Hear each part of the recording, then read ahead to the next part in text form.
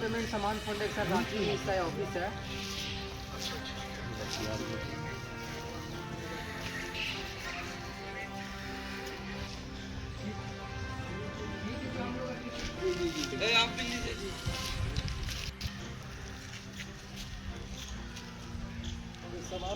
नहीं चलेगी, तानाशाही नहीं चलेगी।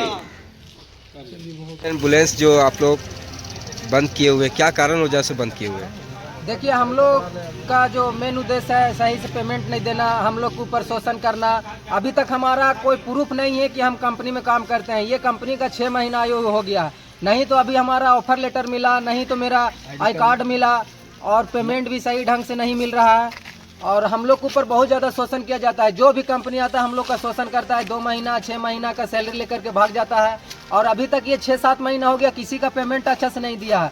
किसी का 1 महीना का दिया, किसी का 2 महीना का दिया, किसी का 3000 दिया, किसी का 5000 दिया। जो हमारा पेमेंट है अभी तक कंपनी ये कन्फर्म नहीं किए कि आपकी इतना पेमेंट है। और अगला जो कंपनी दे रहा था उससे भी ये कम पेमेंट कर रही है कंपनी। कोडरमा में कितने एम्बुलेंस संचालित है कुल? 16 गाड़ी है, उसमें आपका सारा गाड़ी जर्जरे है। एक भी गाड़ी नहीं, 8 गाड़ी चल रही है। 4-5 गाड़ी अभी स्टार्ट है। कितने? एक गाड़ी पे 4 स्टाफ रहते हैं। तो सभी लोग आज से अनिश्चितकालीन हड़ताल जी, पे पूरा आपका झारखंड एकदम अनिश्चितकालीन हड़ताल पे है। और हम लोग का जब तक मांगे नहीं पूरा होगा, जब तक हम लोग मजबूर हो गए हैं। और जो भी कंपनी आती है, ये कंपनी आई 2-3 बार हम लोग के साथ समझौता की, वो आपने लिखित भी दिया कि हम आप लोग का इतना दिन में चालू कर देंगे। अभी तक कुछ नहीं चालू किए उन्होंने। हम लोग का मजबूरी ये है कि हम लोग अभी तक हड़ताल करने के लिए एकदम मजबूर हो गए। जब हम लोग का घर परिवार चलाना बहुत मुश्किल। अभी हम लोग एकदम मानसिक संतुलन इतना बिगड़ चुका है ना कि आदमी एकदम अपना कॉन्फिडेंस खो दिया है। किसी का भी घर परिवार बाल बच्चा सब कुछ है, माँ बाप है, और उन लोग बोल रहा है बेटा पेमेंट कब आएगा। हम लोग का इतना एकदम दयनीय स्थिति हो गया है ना, बेहतर खाना पीना हम लोग तरस रहे हैं। 6-6 महीना से पेमेंट नहीं क्या है। कहेंगे सीधा? झारखंड सरकार से हम लोग यही कहेंगे कि हम लोग का जो बिचौलिया जो है बीच में जो कंपनी आता है, वो बिचौलिया का हटा करके सरकार हम लोग का खुद पेमेंट करे। जो भी मेरा पेमेंट है वो हमको खुद अपना ही तरीका से करे। और हम लोग का NRHM से ज्वाइन करवाया जाए, 60 वर्ष के लिए सबका परमानेंट किया जाए।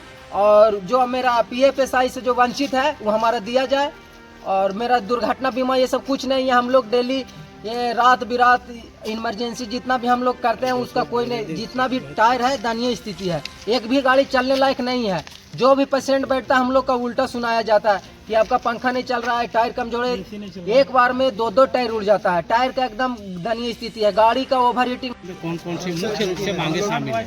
सबसे बड़ी चीज़ है कि सर ये जो पेट ऐसा चीज़ है ना कि पेट के लिए इंसान कहीं भी कोई भी काम करता है। हम लोग अगर ये काम कर रहे हैं तो पेट के लिए और अपने परिवार के लिए कर रहे हैं। ये कंपनी का लगभग 6 से 7 महीना हो गया। आज तक कंपनी बताए कि हम कोई भी महीना में हम पूरी सैलरी दिए हैं। कोई महीना में 4000, कोई महीना में 5000, किसी का वो भी गायब। हम लोग का 2 लोग का अभी जो है 2 महीना का 1 भी रुपया नहीं दिया है पेमेंट। बताइए हम लोग किस तरीके से काम करेंगे और क्या करेंगे? SIPF कुछ भी नहीं दे रही है। उनमें मुख्य रूप से क्या क्या मांगे शामिल है? हम लोग को बस सरकार से मांग है कि सरकार डायरेक्ट कंपनी के द्वारा नहीं बल्कि अपने खुद NRHM के माध्यम से हम लोग को करवा दे। गाड़ी सरकारी है, हॉस्पिटल सरकारी है, तो हम लोग को फिर क्यों प्राइवेट रखे हुए हैं? हम लोग को भी कम से कम सरकार के माध्यम से पैसा दिलवा सकते हैं ना। NRHM कुछ भी नहीं मिल रही है, तो हम लोग को तो पहले जीवन बीमा कुछ मिल ही नहीं रही है। हम लोग रात अधरात कहीं भी मेन रोड पे गाँव देहात कहीं भी जंगल में कहीं भी जाते हैं, एक्सीडेंट होता है रात में तो हम लोग जंगल में जाते हैं। लेकिन हम लोग कब क्या हो जाएगा, गाड़ी घोड़े का ऐसा लाइन है। अभी हम लोग क्या एकदम हड़ताल जारी रहेगा। हड़ताल जारी रखेंगे।